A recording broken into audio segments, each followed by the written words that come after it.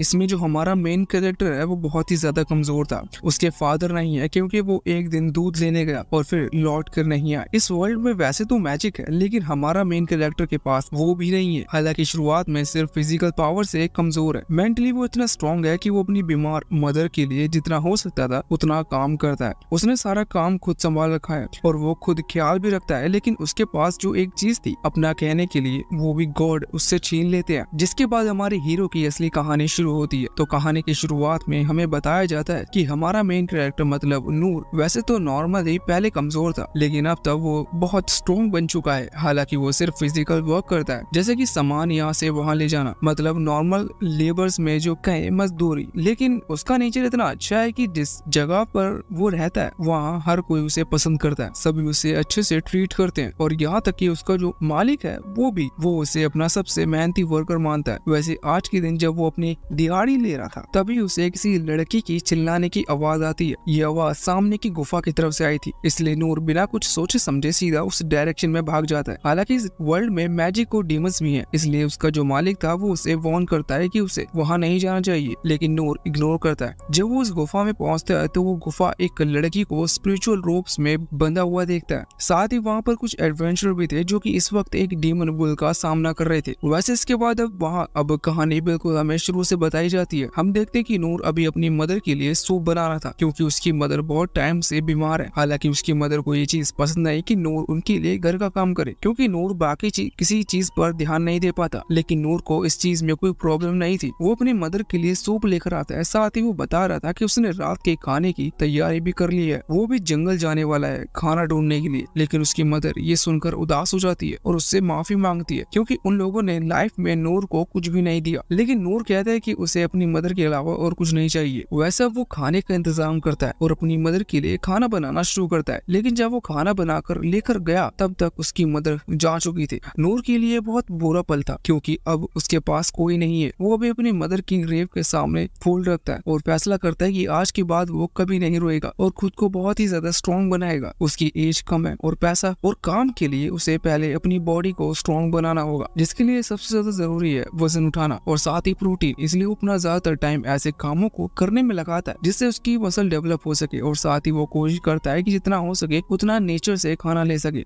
उसके पैसे भी नहीं लगेंगे और उसे प्रोटीन मिल सके। वैसे भले ही वो दिन रात काम में लगा रहता है, लेकिन एक समय भी आता है जब वो अकेला रहता है, जिस वजह से उसे अकेला फील होने लगता है। पर तभी उसे एक शेल्फ के ऊपर एक बहुत पुरानी बुक दिखाई देती है। वो उसे खोलकर पढ़ने लगता है। तब उसे याद आता है कि जब उसके फादर उसके साथ थे तब वो उसे ये कहानी सुनाया करते थे। उन्होंने बताया था कि इस दुनिया में बहुत से एडवेंचर हैं। नूर उनके बारे में सुनकर बहुत अच्छा लगता था क्योंकि वो कहानियां बहुत इंटरेस्टिंग होती थी। नूर के फादर उसे बताते हैं कि एक एडवेंचर दुनिया भर में घूमता है और वो कई तरह के लोगों से मिलता है और खुद की पावर को बढ़ाता है। उन्होंने ये भी कहा था कि एक एडवेंचर हमेशा कमजोरों की मदद करता है। वो कभी ऐसा कुछ नहीं होने देता कि किसी कमजोर को कोई चोट लगे। वैसे अभी इससे नूर को इंस्पिरेशन मिल जाती है और फिर वो फैसला करता है कि वो अपनी जिंदगी में कुछ तो जरूर उखाड़ेगा। अगले दिन वो अपने पाले हुए जानवर को बहुत सारा खाना देकर सीधा सिटी की तरफ चला जाता है। रास्ते में जंगल से गुजरते समय रात हो चुकी थी। उसे जंगल में रात गुजारनी पड़ती है, लेकिन अगले ही सुबह वो उस किंगडम की उस सिटी में पहुंच चुका था जहाँ वो रहते आ रहा है। वैसे नूर इस जगह पर आकर बहुत हैरान था क्योंकि यहाँ बहुत लोग थे और बहुत सारी शॉप्स लगी हुई थी।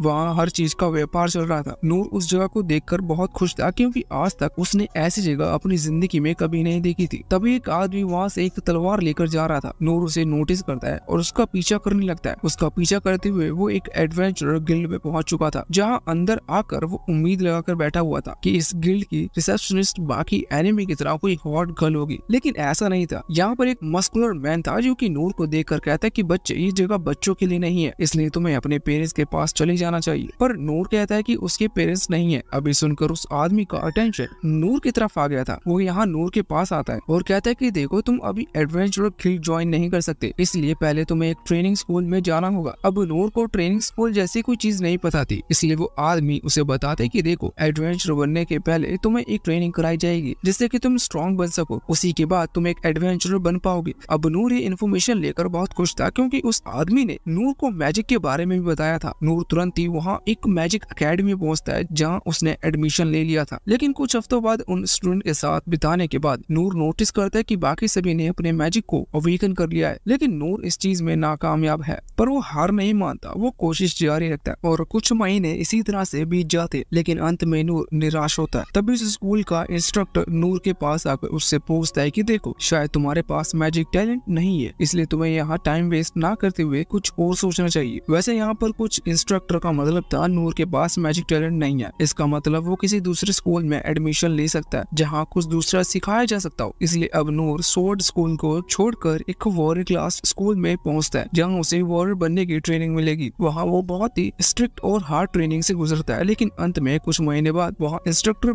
का इंस्ट्रक्टर भी नूर से कहता है कि उसके पास एक वॉरियर बनने के लिए भी टैलेंट नहीं है। वो कहता है कि तुम सिर्फ अटैक से बच सकते हो लेकिन अटैक नहीं कर सकते। ये इंस्ट्रक्टर उसे यही सलाह देता है कि उसे और किसी स्कूल में जाना चाहिए। अब नूर और कोई स्कूल ढूंढने लगा था, लेकिन कहीं पर भी उसकी दाल नहीं गल रही थी। हम देखते हैं कि वो एक हंटर स्कूल में गया था जहाँ से भी उसे निकाल दिया जाता है। उसके बाद वो एक मैजिशियन स्कूल में जाता है, लेकिन इसका भी कोई फायदा नहीं था क्योंकि स्वॉर्ड स्कूल में वो ये देख चुका था कि उसके पास मैजिक है ही नहीं। अब यहाँ तक वो चोर बनने के लिए भी एक थीफ स्कूल में जाता है, लेकिन वहाँ का इंस्ट्रक्टर भी उसे निकाल देता है और कहता है कि तुम्हारे पास टैलेंट नहीं है। नूर इस चीज से निराश हो चुका था। वो वहाँ फिर से एडवेंचर गिल्ड में पहुंचता है जहाँ पर वो आदमी नूर की बात सुनकर हैरान था कि नूर ने हर एक स्कूल में कई महीने गुजारे, लेकिन उसे किसी एक स्कूल में भी चुना नहीं गया। हालांकि नूर की सेफ्टी को देखते हुए वो कहता है कि देखो, तुम्हारे पास टैलेंट नहीं है तो तुम एक एडवेंचर नहीं बन पाओगे, इससे तुम्हारी जान को खतरा होगा, और इसीलिए वो उसे वहाँ से भेज देता है। अब नूर बहुत ही ज्यादा दुखी था। दुखी होकर वो अपने घर लौट आता है, लेकिन घर आते हुए उसे अपना प्रॉमिस याद आ चुका था कि वो हार नहीं मानेगा। वो सोचता है कि दूसरे ने मुझे कहा कि मेरे पास टैलेंट नहीं है, लेकिन मैं खुद तो जानता हूँ कि मैं जो चाहूँ वो कर सकता हूँ। लेकिन अब वो किसी चीज में अपने पूरे टाइम को लगा देता है जिस चीज में वो सबसे बेस्ट है, यानी कि अटैक से बचने के लिए। आपको याद होगा कि वॉरियर स्कूल में से उसे यही कहकर निकाला गया था कि वो सिर्फ अटैक से बच सकता है। इसलिए अब नूर एक लकड़ी की तलवार बनाता है और कुछ स्टिक्स लटकाते हुए उन पर हमला करता है, जिससे कि वो स्टिक जब उसकी तरफ आती है तो वो अटैक से बच सके। नूर इसी तरह से ट्रेनिंग करता है और फिर कुछ ही मंथ्स में उसकी इतनी स्किल्स गेन कर लेता है कि अब वो 10 अटैक से एक साथ एक ही बार में बच सकता था। नूर यहाँ पर नहीं रुकता। इस चीज को देखने में उसे 1 साल लगा था, लेकिन वो और कोशिश बढ़ाता है और वो पूरे 3 साल बीत चुके थे, जिसके बाद नूर 100 तलवारों को एक साथ रोक सकता था। लेकिन अभी तक नूर को कोई भी अलग स्किल नहीं मिली थी। वो सोचता है कि सिर्फ दूसरों के अटैक से बचने से मुझे कोई फायदा नहीं होने वाला, पर सिंपल सी बात थी कि हार मानने वाला वो था नहीं, इसलिए वो कोशिश फिर भी करते रहता है। अब 10 साल और बीत चुके थे, मतलब उसे अब एडवेंचर गिल्ड से निकलना था। तब से लेकर अभी तक उसे 14 साल बीत चुके थे और अब नूर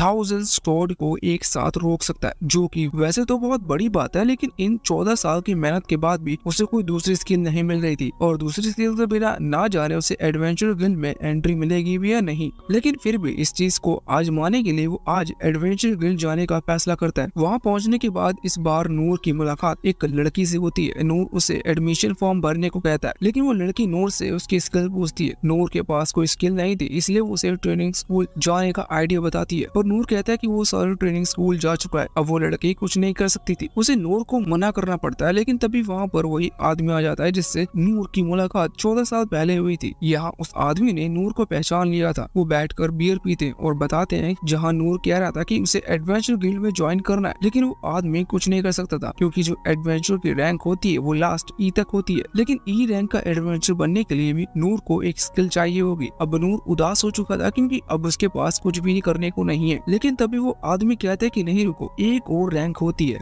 एफ रैंक, लेकिन वहाँ पर कोई जाना नहीं चाहता क्योंकि उस रैंक के एडवेंचर को सिर्फ सिटी के अंदर नॉर्मल लेबर यानी कि मजदूर का काम दिया जाता है। लेकिन नूर को तो बस शुरुआत करनी थी, इसलिए वो खुशी खुशी इस ऑफर को एक्सेप्ट कर लेता है और अपने एडवेंचर कार्ड को ले लेता है। नूर आज बहुत ही ज्यादा खुश था। नूर इस काम को खुशी खुशी कर रहा था, इसलिए इस चीज में उसका पैशन डेवलप हो चुका था। वो सारे मुश्किल काम गाँव वालों के खुद ही करता है और सभी की हेल्प करता है। नूर अच्छा था, इस वजह से वो पैसे नहीं देखता, वो नॉर्मली बाकियों की हेल्प कर रहा था। इसी वजह से सभी लोग उसे बहुत अच्छे से ट्रीट करते हैं। वैसे ऐसा नहीं है कि दिन भर वो काम करता है तो उसने अपनी ट्रेनिंग छोड़ दी, उसने हार नहीं मानी, इसलिए वो रात के टाइम या फिर जब भी फ्री होता है तब अपनी ट्रेनिंग में अपना सारा टाइम लगाता है। वैसे अब हम करंट टाइम पर आते हैं जहाँ हम देखते हैं कि नूर अभी उस डीमन बुल के सामने था जहाँ वो बाकी एडवेंचर को देख पा रहा था। तभी वो डीमन बुल उन एडवेंचर्स के लीडर पर हमला करता है, जिससे कि वो लीडर वहाँ से दूर फेंकता है और एक दीवार से टकराता है, जिससे उसकी बॉडी से बहुत ज्यादा खून निकल चुका था। मतलब यहाँ उसकी जान चली गई थी। वैसे अब वो डीमन बुल यहाँ बाकी एडवेंचर पर भी हमला कर रहा था, जो देखकर वो डर कर भागते हैं। कुछ लोग लड़ने की कोशिश करते हैं, लेकिन इसका कोई फायदा नहीं था। हम देखते हैं कि वो डीमन बुल वहाँ उस लड़की के पास भी जाने लगा, जिसकी आवाज सुनकर नूर यहाँ आया था। लेकिन नूर उसे बचाने के लिए डीमन बुल की तरफ एक पत्थर फेंकता है, जिससे डीमन बुल का ध्यान यहाँ नूर पर आ चुका था और अब वो नूर के पीछे पड़ गया था। लेकिन उसके अटैक को रोकने के लिए नूर वही सेम मूव का इस्तेमाल करता है, जिसकी प्रैक्टिस वो 14 साल से करता आ रहा है। लेकिन नूर को ये चीज पता नहीं थी कि सच में उसकी ट्रेनिंग मिला रही है, जिसकी वजह से अब वो उस डीमन बुल के अटैक को रोक रहा था। तो उसे उसकी पावर इतनी थी कि वो डीमन बुल वहां से दूर फिकर नीचे गिर जाता है। लेकिन वो डीमन बुल भी इतना कमजोर नहीं था, उसे खुद को रिकवर कर लिया था और वो फिर से खड़ा होकर नूर की तरफ हमला करने लगा था। लेकिन नूर समझ चुका था कि अब उसे क्या करना है। वो बार बार उसके अटैक रोक रहा था। ये अटैक बहुत पावरफुल थे, लेकिन नूर उन्हें रोकते जा रहा था। लेकिन नूर जानता था कि अगर एक अटैक भी उसने मिस कर दिया तो यहाँ उसका खेल खत्म हो जाएगा। साथ ही वो ये चीज भी नोटिस करता है कि इन अटैक्स की वजह से उसकी कमजोर तलवार अब टूट चुकी थी। उसे जल्द से जल्द कुछ और करना होगा। वो वैसे तो कुछ ओपनिंग देखता है, लेकिन उसे अटैक करना नहीं आता, इसलिए वो हमला नहीं कर पा रहा था। साथ ही वो डीमन बुल भी नूर की तरफ हमला कर थक चुका था, इसलिए वो पीछे मुड़कर फिर से उसी लड़की पर हमला करने के लिए आगे बढ़ता है। लेकिन नूर तुरंत ही वहाँ पूरी स्पीड से भागते हुए उस लड़की के सामने आकर इस बार भी डीमन बुल के हमले को रोक लेता है। लेकिन इस बार के हमले से नूर की तलवार टूट चुकी थी। इसी तरह की खतरनाक सिचुएशन पर उसे अपने फादर की कही हुई बातें याद आती है। उसके फादर ने कहा था कि एक एडवेंचर कभी भी किसी कमजोर पर हमला नहीं करने देता, भले ही सिचुएशन कैसे भी क्यों ना हो। इसलिए नूर अब उस टूटी तलवार के टुकड़े से ही उस डीमन के हमले को रोक रहा था। उसे इस बार उस हमले को रोकने में नूर ने अपनी पूरी पावर लगा दी थी, जिस वजह से वो हमला रोकता तो है, लेकिन इसके साथ ही उस डीमन बुल का वो वेपन यानी कि वो एक्स रिफ्लेक्ट होकर वापस से जाकर सीधा उस डीमन बुल की गर्दन पर लग जाती है। हमला इतना पावरफुल था कि डीमन बुल की गर्दन कट चुकी थी और उसका सर नीचे गिरता है और वहाँ हर तरफ उसका ब्लड फैल जाता है। यहाँ नूर सोच रहा था कि वो लास्ट मोमेंट पर बच गया, क्योंकि अगले ही पल उसकी तलवार पूरी तरह से टूट चुकी थी। तभी वो लड़की जो कि अभी स्पिरिचुअल रोप्स में बंधी हुई थी, उसका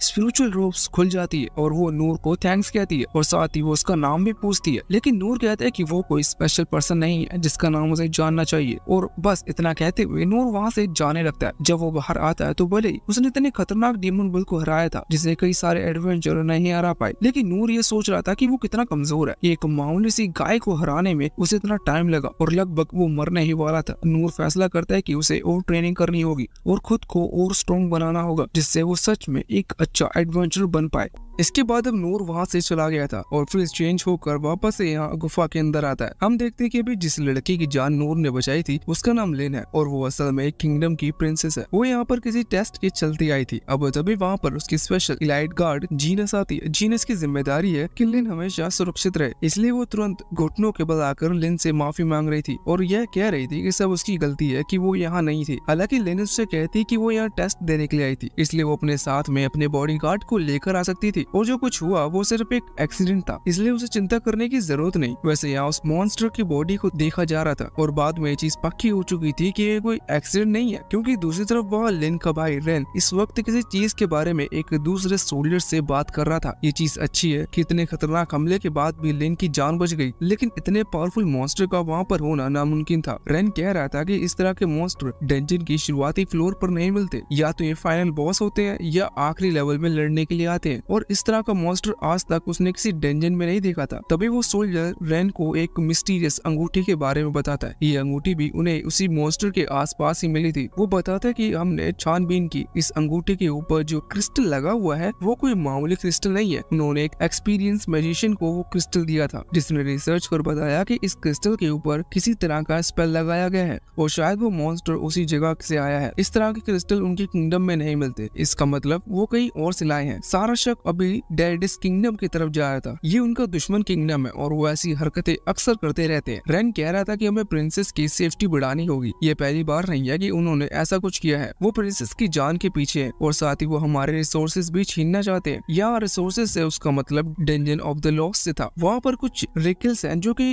डेडिस किंगडम इनसे छीनना चाहता है। वैसे अब यहाँ रेन टॉपिक चेंज करता है और कहता है कि वो मिस्टीरियस आदमी कौन था जिसने प्रिंसेस की जान बचाई। इस पर वो सोल्जर्स कहता है कि हमें उसकी आइडेंटिटी स्ट्रेटेजी के बारे में नहीं पता, क्योंकि प्रिंसेस को बचाने के बाद उसने अपना नाम नहीं बताया। प्रिंसेस ने बताया था कि उसने 1 सेकंड्स में उस मॉन्स्टर को मार दिया और वो एक बहुत ही मामूली तलवार का इस्तेमाल कर रहा था और अंत में उसने टूटी तलवार से उस मॉन्स्टर को मारा। वैसे वो सोल्जर्स रेन से कहता है कि हमने बाद में उसे ढूंढने की कोशिश की, लेकिन वो हमारी नजरों से गायब हो गया। अब बाद में हम नूर को देखते हैं, वो अभी अपने उसी गिल्ड में आया हुआ था जहाँ वो एक अपने क्लर्क से अभी अपने काम के पैसे लेने आया था। वो क्लर्क हैरान था ये देखकर कि नूर अभी तक जिंदा है। वो कहते हैं कि कमाल है, मुझे लगा कि तुम उस डंजन की तरफ भाग गए, तो मुझे लगा शायद तुम गए, वैसे आखिर तुम गायब कहाँ थे? अब नूर असल में गायब इसलिए था क्योंकि कुछ लोग उसका पीछा कर रहे थे और वो उनसे नहीं मिलना चाहता, इसलिए वो डर कर भाग गया क्योंकि उसे नहीं पता कि वो कौन लोग थे। वैसे वो लोग लिन के वो सभी सोल्जर्स थे जो नूर को रिवॉर्ड देने के लिए ढूंढ रहे थे। वैसे नूर या उस सोल्जर्स क्लर्क से पूछता है कि वो थक गया है, इसलिए वो अपने घर चला गया। हालांकि ओल्ड क्लर्क बताता है कि तुम्हें पता है वहाँ जो खतरनाक मॉन्स्टर अपीयर हुआ था वो किसी ने एक ही ब्लो में खत्म कर दिया। वो सच में बहुत पावरफुल मॉन्स्टर था और इस तरह के मॉन्स्टर आज तक देखे नहीं गए। अब नूर को लगता है कि वो यहाँ पर किसी और मॉन्स्टर की बात कर रहा है, क्योंकि नूर के हिसाब से जिसे उसने मारा वो सिर्फ एक मामूली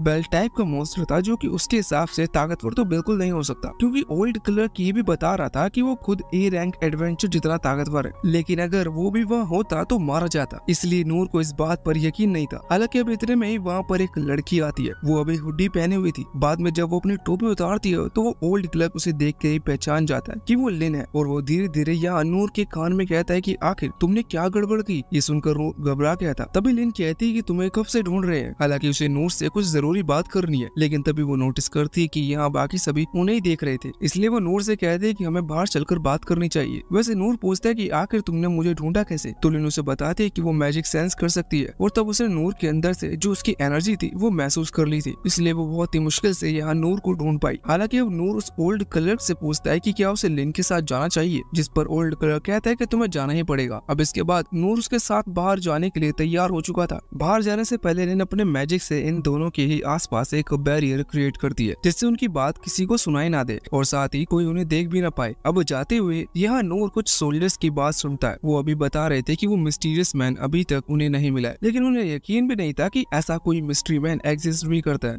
नूर पूछता है कि ये किसकी बात कर रहे हैं? तभी लिन कहती है कि चिंता मत करो, वो तुम्हें नहीं देख सकता, ये मेरे मैजिक का कमाल है। हालांकि लिन उसे थैंक्स कहने के लिए लाई थी। वो उसे शुक्रिया कहती है क्योंकि नूर ने उसकी जान बचाई, लेकिन नूर कहता है कि उसकी कोई जरूरत नहीं है, वो मॉन्स्टर इतना ज्यादा ताकतवर नहीं था। साथ ही नूर कहते हैं कि तुम भी बहुत ताकतवर हो, जिस पर लिन कहती है कि नहीं, अगर तुम उस वक्त वहाँ नहीं आते तो आज वो जिंदा नहीं होती और साथ ही ये पूरा किंगडम प्रॉब्लम में भी फंस सकता था। तुम्हारा शुक्रिया, मेरे फादर भी तुम्हें थैंक्स कहना चाहते हैं। लेकिन नूर कहता है कि नहीं, अभी के लिए इतना थैंक्स बहुत है। हालांकि इस पर लिन कहने लगती है कि नहीं, मैं कोई मामूली इंसान नहीं हूँ, तुमने मेरी मदद की, इसके बदले तुम्हें कुछ न कुछ तो हमसे लेना ही होगा। नूर कहता है कि नहीं, जब मैं खुद ही कह रहा हूँ कि तुम्हारा शुक्रिया मेरे लिए इतना काफी है, तो फिर तुम जबरदस्ती मुझे इनाम क्यों देना चाहती हो? लेकिन अब लिन को गुस्सा आ गया था। वो कहती है कि जब तक तुम मेरे साथ मेरे फादर से मिलने नहीं चलोगे तब तक मैं इस जगह से नहीं हिलूंगी। ये सुनकर नूर को अपने बचपन का टाइम याद आता है जब वो मैजिक अकेडमी में मैजिक सीखने जाता था। तो वो अकेडमी वाले उसे मना कर देते थे क्योंकि वो पहले ही दूसरी अकेडमी में फेल हो चुका था। लेकिन नूर उनसे कहता है कि अगर वो उसे एडमिशन नहीं देंगे तो वो यहाँ से हिलेगा नहीं। अभी वो यही सोचते हुए और ये समझते हुए कि अगर उसने हाँ नहीं की तो शायद लिन यहाँ से सच में नहीं हिलेगी और उसका पूरा दिन बेकार जाएगा, इसलिए वो हाँ कर देता है और फिर लिन उसे अपने महल में ले जाने लगती है। तो वहाँ पर पहुंचकर नूर कह रहा था कि तुम्हारा घर सच में बहुत ही ज्यादा बड़ा है। लिन कहती है कि हमारी फैमिली में इस तरह के घर होना नॉर्मल है। नूर अंदर आता है और देखता है कि वो जगह एक शहर जितनी बड़ी थी और वहाँ पर बहुत सारे गार्ड खड़े हुए थे। वैसे एक शहर कहना गलत होगा, लेकिन फिर भी वो जगह काफी बड़ी थी। वैसे अब तभी नूर को एक जरूरी काम याद आता है। वो लिन से पूछता है कि आखिर वो है कौन? तो लिन तुरंत ही कहती है कि मुझे माफ करना, मैं तुम्हें यहाँ तक ले आई लेकिन अभी तक मैंने खुद को इंट्रोड्यूस करा ही नहीं। वो अब अपने आप को इंट्रोड्यूस कराती है और फिर उसे उतने बड़े घर में उसे अंदर की तरफ ले जाने लगती है। अभी जाते हुए नूर आसपास के नजारे देख रहा था, तभी सामने से जीनस आती है। अभी जीनस नूर को पहचानी नहीं थी। वो कहती है कि ये कौन है। इस दौरान लिन उससे पूछती है कि आखिर फादर कहाँ पर है, जिस पर जीनस बताती है कि वो रेन से बात कर रहे हैं। वैसे अब लिन उसे बताती है वो जिसे अपने साथ लेकर आई है ये वही है जिसने उसकी जान बचाई थी। हालांकि अब आगे बढ़ते हुए यहाँ जीनस नूर से कहती है कि उसे उस पर भरोसा नहीं है। अभी नूर उसके बिहेवियर से खुश तो नहीं था, लेकिन वो सोच रहा था कि शायद जीनस ही इस जगह की सबसे बड़ी मेड है, यानी नौकरानी है। इस वजह से उसे इतने सारे कपड़े धोने पड़ते होंगे, साथ ही वो पोछा लगाना पड़ता होगा, जिस वजह से शायद वो गुस्से में है। इसलिए नूर उससे कुछ नहीं कहता और फिर वो आगे बढ़ने लगती है। अभी जीनस भी उनके साथ जा रही थी। कुछ दूर आगे बढ़ती है, उन्हें एक गिलबर्ट नाम का आदमी मिलता है। ये भी उनकी आर्मी में ही किसी पोजीशन पर है। ये अभी नूर को देखकर छुपता है कि ये कौन है, जिस पर वो उसे भी बताती है कि उनका गेस्ट है। जीनस बताती है कि वही आदमी है जो कह रहा था कि इसने प्रिंसेस की जान बचाई। हालांकि इसके बाद जीनस उससे ये भी कहती है कि तुम्हें भी हमारे साथ चलना चाहिए, मुझे इस पर कोई बिल्कुल भी भरोसा नहीं है, मुझे लग रहा है कि ये झूठ कह रहा है। और इसके बाद अब वो गिलबर्ट को भी अपने साथ ले जाने लगी थी। दूसरी तरफ हम वहाँ किंग को देखते हैं जो कि अभी थोड़े से अपसेट थे क्योंकि डेडिस किंगडम के साथ जो पीस कॉन्ट्रैक्ट साइन कर रहे थे, डेडिस किंगडम उसके लिए हाँ नहीं कर रहे। वैसे डेडिस किंगडम ने खुद अपनी एक शर्त रखी है, वो चाहते हैं कि वो यहाँ उनके कुछ डेंजन को तो छोड़ दे, लेकिन इसके बदले उन्हें उनकी किंगडम की मिलिट्री इंफॉर्मेशन चाहिए। अब किसी भी राज्य की मिलिट्री इंफॉर्मेशन किसी को देना ये बहुत बड़ा खतरा हो सकता है क्योंकि इसी से पूरा राज्य टिका रहता है। इसलिए इनकी किंगडम ने तुरंत इस चीज के लिए मना कर दिया। इसलिए डेडिस ने कहा कि जो तुमने फैसला लिया है उसके जिम्मेदार तुम खुद होगे और फ्यूचर में रिग्रेट करोगे।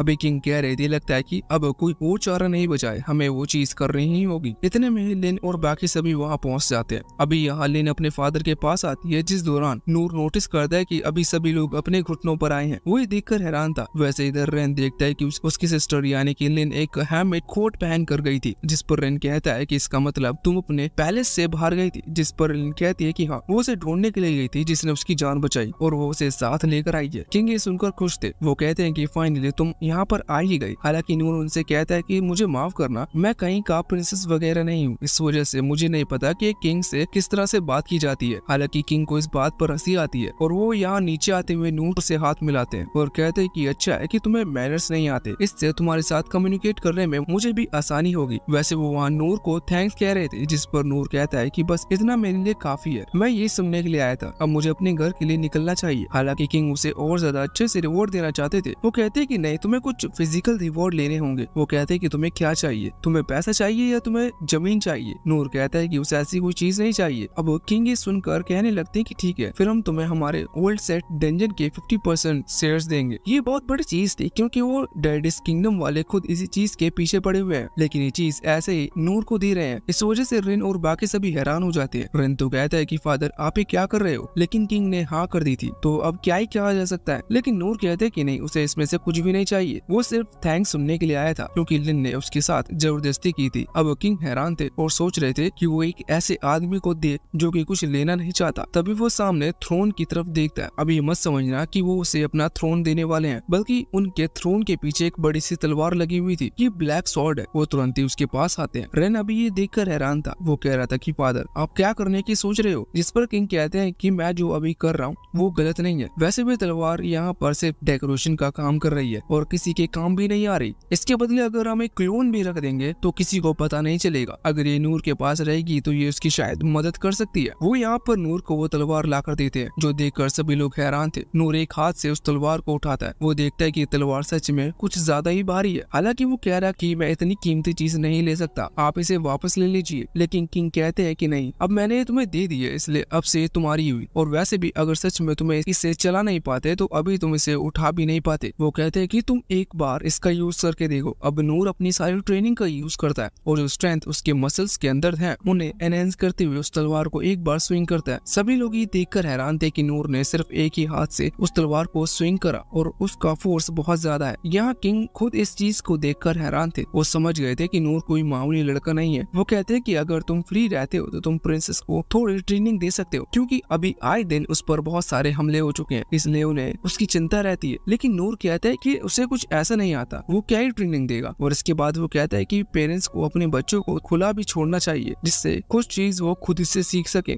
अगर आप जबरदस्ती उन्हें फोर्स कर कुछ सिखाने को कहोगे तो उन्हें ऐसा लगेगा कि आप उन पर प्रेशर डाल रहे हो और ये सोचकर वो उस चीज में इंटरेस्ट नहीं दिखा पाएंगे। अब ये चीज किंग को भी सही लगती है और वो हंसने लगते हैं। वैसे नूर अभी सोच रहा था कि किंग सच में बहुत हंसते हैं। साथ ही वो कहने लगता है कि उसे अब चलना चाहिए, वो बहुत देर से अपना काम छोड़कर यहाँ पर आया हुआ है। तो वो एक बार और थैंक्स कहकर उसे जाने देते। नूर जाते वक्त अभी उस तलवार को ही देख रहा था, तभी उसे एक चीज याद आती है और कमाल की बात यह है कि उसे अभी अपने क्लाइंट के घर के बाहर की नली याद आ रही थी। वो सोचता है कि ये तलवार तो बिल्कुल उसी की शेप की है और वो इसका इस्तेमाल उस नाली को साफ करने के लिए कर सकता है। देखो, इसमें बुरा मानने वाली बात नहीं है, क्योंकि नूर को अभी तक ऐसा कोई काम नहीं मिलते जो किसी फाइट में यूज किया जाए इस तलवार को, इसलिए उसकी सोच बस यहीं तक है। वैसे अब तभी वहाँ पर जीनस आती है और घुटने के बल आकर नूर से माफी मांगने लगती है। नूर कहता है कि वो ऐसा क्यों कर रही है, तो इस पर वो बताती है कि उसने पहले गलत समझा कि नूर सिर्फ यहाँ पर झूठ कहकर रिवॉर्ड लेने आया है। वो बताते कि वो क्ले किंगडम में वाइस कैप्टन का रोल निभाती है। जो सुनकर नूर हैरान था क्योंकि उसे पहले लग रहा था कि वो यहाँ की मेड है। वो बताती है कि उसने बहुत ही कम एज में लिन की सुरक्षा का जिम्मा संभाल लिया था, जिस वजह से उसे डिवाइन शील्ड के नाम से भी जाना जाता है। वो कहती है कि नूर ने सिर्फ उस दिन लिन की जान नहीं बचाई बल्कि उसने जीनिस की भी जान बचाई। वो कहती है कि अगर लिन को कुछ हो जाता वो खुद को कभी माफ नहीं कर पाती, इसलिए वो नूर को शुक्रिया कहना चाहती है। नूर सोचता है कि यहाँ के लोग सच में कितने ज्यादा शुक्रियावादी हैं, जो हर किसी को जबरदस्ती शुक्रिया कहते रहते हैं। वो वेव को अभी भी समझ नहीं रहा था कि जिस मॉन्स्टर को उसने मारा वो सच में पावरफुल था, तभी लोग उसे इतनी सारी चीजें देने को तैयार है। वैसे अब तभी जीनियस कहने लगती है कि देखो तुमने अभी तो किंग से इतनी फॉर्मली बात की, लेकिन अगली बार से थोड़ी रिस्पेक्ट से बात करना। ये सुनकर नूर तुरंत ही माफी मांगता है और कहता है कि उसे ये सब कुछ भी नहीं पता। हालांकि इसके बाद वो खुद को इंट्रोड्यूस कराता है। वो अपना नाम नूर बताता है। अभी ना जाने क्यों जीनियस नूर का नाम सुनकर थोड़ी शॉक लग रही थी। नूर पूछता है कि क्या हुआ, जिस पर जीनियस कहती है कि कुछ नहीं और वहाँ से चली जाती है। उसके जाने के बाद यहाँ गिलबर्ट आता है और नूर की तरफ अपना वेपन पॉइंट करते हुए कहता है कि मैं देखना चाहता हूँ कि तुम कितने ताकतवर हो, क्या तुम मेरे साथ एक फाइट करोगे। वैसे अब नूर इस पर कुछ कह नहीं सकता था, वो चुपचाप उसके साथ चला जाता है। हालांकि अभी वो एक हेलवे से जा रहे थे, जिस दौरान नूर गिलबर्ट से पूछता है कि वो कहाँ जा रहे हैं। गिलबर्ट इस पर कुछ जवाब नहीं देता, लेकिन कुछ देर बाद वो एक ट्रेनिंग सेशन एरिया में पहुंचते हैं, जहाँ पर दूसरे गार्ड अभी स्वॉर्ड प्रैक्टिस कर रहे थे। गिलबर्ट या नूर से कहता है कि वो दोनों भी अभी मॉक बैटल करने वाले हैं। मॉक बैटल असल में 1v1 ट्रेनिंग फाइट को कहा जाता है, इसे नॉन सीरियस वेपन से कह सकते हैं। अभी गिलबर्ट नूर से कहता है कि वो अपने लिए एक वेपन चुन सकता है। यहाँ पर नूर अभी थोड़ा सा शॉक था, क्योंकि जब से उसने अपना वो ट्रेनिंग स्कूल छोड़ा है तब से उसे प्रैक्टिस करने के लिए कोई भी पार्टनर नहीं मिला था। अब तभी गिलबर्ट उसे उसका वेपन लेने के लिए बुलाता है। गिलबर्ट ने इस वक्त खुद के लिए एक लकड़ी से बनी हुई स्पेयर चुनी थी और अब नूर वहाँ से वेपन्स को देखते हुए एक तलवार चुन लेता है। नूर सोच रहा था कि वो लकी है क्योंकि उसे इतने पावरफुल सोल्जर के साथ ट्रेनिंग करने का मौका मिल रहा है। वैसे अब उनकी फाइट शुरू होती है, जिस दौरान गिलबर्ट बहुत ही तेजी के साथ नूर पर हमला करता है, लेकिन नूर ने यहाँ उसके अटैक को बहुत ही आसानी से डोज कर लिया था। हालांकि गिलबर्ट रुकता नहीं है, बल्कि वो एक के बाद एक ही इसी तरह से अटैक उसके ऊपर करते जा रहा था। नूर उन सभी अटैक को डोज कर रहा था। वो मन में सोच रहा था कि सच में गिलबर्ट ने बहुत ही ज्यादा हार्ड ट्रेनिंग की है, उसकी स्पीड अच्छी है, मगर नूर को फिर भी वो बहुत ही स्लो मूव करता हुआ दिखाई दे रहा था, जिस वजह से नूर हैरान था। हालांकि वो सोचता है कि शायद गिलबर्ट उसे अपनी पूरी पावर के साथ नहीं लड़ रहा, इसी वजह से वो गिलबर्ट से कहता है कि उसे अपनी पूरी पावर का इस्तेमाल करना चाहिए। जिसके बाद गिलबर्ट फैसला करता है कि वो अपनी पूरी पावर लगा देगा और फिर वो बहुत ज्यादा तेज अटैक करने लगा था। लेकिन अभी नूर को वो स्लो मोशन में दिख रहा था, इस वजह से नूर उससे लगभग हर अटैक को डोज करते जा रहा था। इस दौरान नूर नोटिस करता है कि गिलबर्ट जब हमला करता है तो उसकी बॉडी पर कई सारे ऐसे पॉइंट्स होते हैं जो कि डिफेंस के लिए सही नहीं है। मतलब किसी लड़ाई के वक्त अगर सामने वाला पॉइंट्स चाहे तो इन पॉइंट्स पर हमला कर एडवांटेज ले सकता है। दूसरी तरफ वहाँ गिलबर्ट अभी नूर को इतनी फास्ट मूव करता हुआ देख हैरान था, पर फिर वो थोड़ी समझदारी के साथ काम लेता है। वो यहाँ अपने अटैक को ऊपर की तरफ ना करके नीचे की तरफ करता है, जिससे नूर बच नहीं पाता और उसे जंप करना पड़ता है। अब वो एक ही जगह पर लैंड करने वाला था, इस वजह से फायदा उठाते हुए गिलबर्ट फिर से सीधा सामने की तरफ हमला करता है। लेकिन शॉकिंगली नूर ने इस अटैक को भी झुकते हुए डोज कर लिया था, जो देखकर गिलबर्ट फिर से बहुत ही ज्यादा हैरान हो जाता है। तभी नूर उससे कहता है कि वो अपनी पूरी पावर का यूज क्यों नहीं कर रहा, जबकि यहाँ गिलबर्ट अपनी पूरी स्ट्रेंथ लगा चुका था। लेकिन नूर को ये वर्ड उसके ईगो को हिट करता है और उसके बाद वो अपने सबसे पावरफुल अटैक का यूज करता है, जिससे आज तक कोई भी ह्यूमन जिंदा नहीं बच पाया। यह अटैक सच में बहुत ही ज्यादा तेज था और इसके सामने से हटना नामुमकिन था। हालांकि जब सामने से दूर हटती है तो नूर देखता है कि नूर वहाँ गिलबर्ट है ही नहीं, वो साइड में आ चुका था। नूर अभी गिलबर्ट की इस अटैक की पावर को देखकर हैरान था। वो तुरंत ही कहता है कि मैं अब और नहीं लड़ना चाहता और इतना कहकर वो अपनी तलवार लेते हुए वहाँ से चला जाता है। वैसे अभी नूर की फाइटिंग स्टाइल को देखते हुए वहाँ गिलबर्ट के साथ ही गार्ड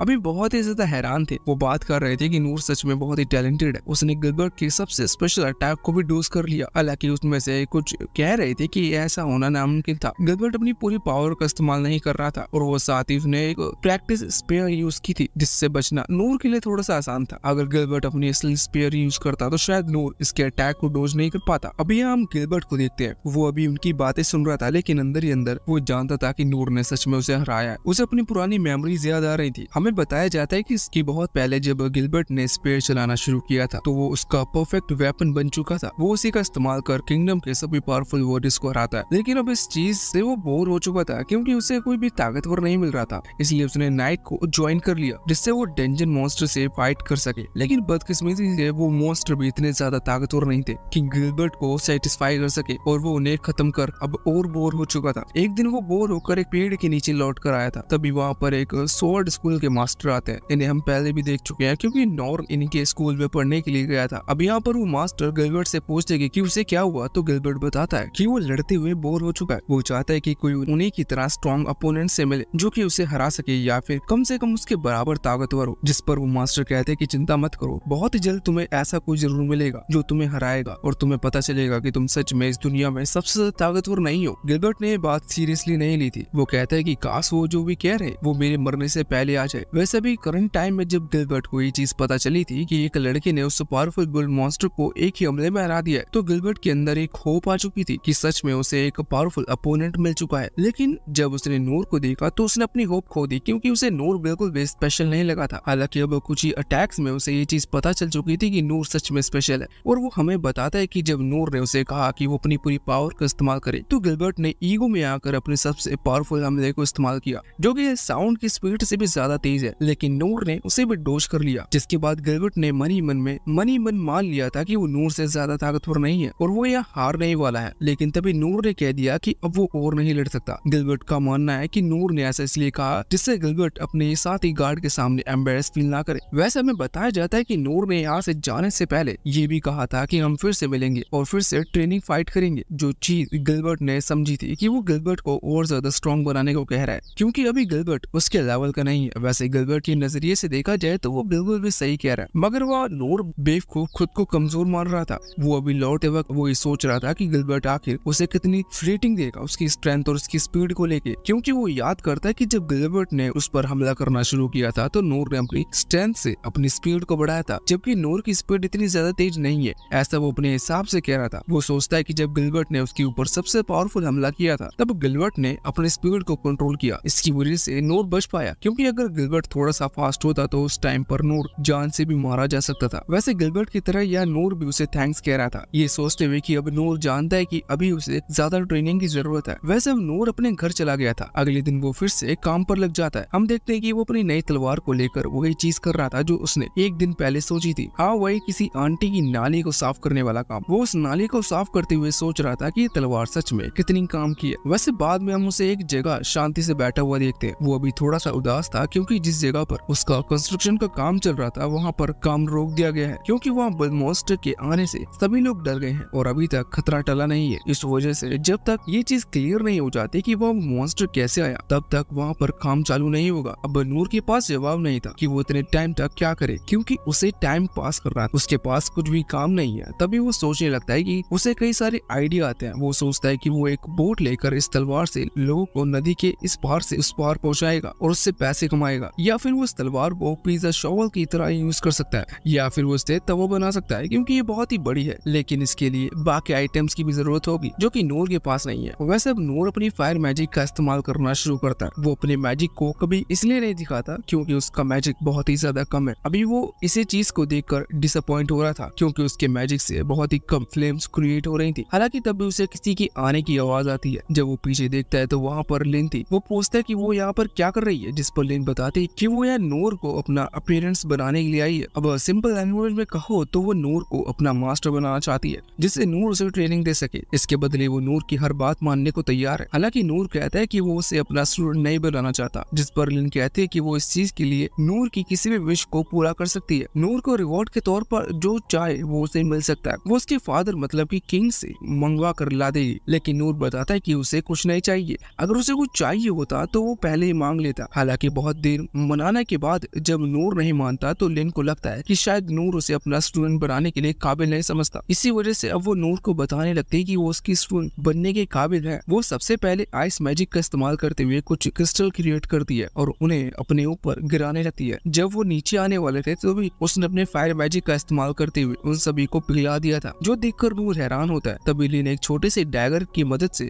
अपने पीछे एक पेड़ को काट देती है, जो कि देखने में बहुत कूल लग रहा था। हालांकि तभी वो अपने पास से एक तलवार निकालती है जिसमें ब्लड नहीं था। वो उसे स्पिरिचुअल एनर्जी से कनेक्ट करते हुए नूर के पीछे के पेड़ को ब्लास्ट कर देती है, जो कि और ज्यादा शॉकिंग चीज थी नूर के लिए। वैसे इतने ट्रिक्स दिखाकर लिन ने मान लिया था कि अब तो वो नूर पक्का उसे प्लस स्टूडेंट बना लेगा। हालांकि नूर अभी भी नहीं मानता। नूर उसे समझाना चाहता था कि नूर इतना ताकतवर नहीं है, लेकिन वो जानता था कि लिन उसे बहुत ही ज्यादा ताकतवर मान रही है। इसलिए वो फैसला करता है कि वो अपनी मैजिक पावर दिखाएगा। भले ही इसके बाद अब लिन कुछ भी क्यों ना कहे, वो तुरंत अपनी फायर मैजिक पावर दिखाता है, जो कि सच में बहुत कम थी क्योंकि वहाँ सामने एक बहुत छोटी एनर्जी बॉल क्रिएट हुई थी। ये देखकर लिन खुद हैरान थी। बाद में हम लिन को वहाँ सड़क पर उदास जाता हुआ देखते हैं। इस वक्त वो सोच रहा था कि क्या नूर वही है जिसकी कहानी उसने उन दूसरे स्कूल मॉन्स्टर से सुनी थी। अब सिंपल सी बात है, नूर के साथ बचपन में जो हुआ वो फेमस होने वाली जैसी चीज थी, क्योंकि नूर ने सारे स्कूल ट्राई किए थे पर किसी में भी वो सेलेक्ट नहीं हुआ। अभी लिन ये सोचकर हैरान थी क्योंकि उसे लग रहा था कि वो कहानी झूठी है, क्योंकि एक 12 साल का बच्चा कभी भी सभी के सभी स्कूल में पूरे टाइम तक ट्रेनिंग कर फेल कैसे हो सकता है। और सिंपल सी बात यह है कि जब किसी पर्सन की एज 18-19 की हो जाती है तभी वो जाकर ट्रेनिंग करता है जिससे वो किसी की एक चीज में माहिर हो सके, जबकि नूर ने 12 साल की उम्र में सारे स्कूल की ट्रेनिंग पूरी तरह से कंप्लीट कर ली थी। भले ही वो सेलेक्ट नहीं हुआ, लेकिन ये सोचकर लिन हैरान लग रही थी। वैसे उसके हैरानी में हमें एक बात और बताई जाती है। एक टाइम लिन यहाँ उनके किंगडम के सबसे स्ट्रॉन्गेस्ट मैजिशियन से मिली थी, जिन्होंने लिन को अपनी फायर पावर की एक टैनी मैजिक बॉल स्पेल के बारे में बताया था। उन्होंने एक मैजिक फायर बॉल क्रिएट की थी जो बहुत छोटी थी। साथ ही वो फ्लैक्स करने के लिए उसे बॉल को थोड़ा सा और बड़ा करते हैं। वो बताते हैं कि उन्हें 10 साल लग गए इस चीज की ट्रेनिंग करते हुए, और तब जाकर इस टाइनी मैजिक स्पेल की मैजिक फायर बॉल को इतना बड़ा कर पाए। और आज जब लिन ने नूर की टाइनी मैजिक फायर बॉल को देखी तो वो हैरान हो गई, क्योंकि उसका साइज उस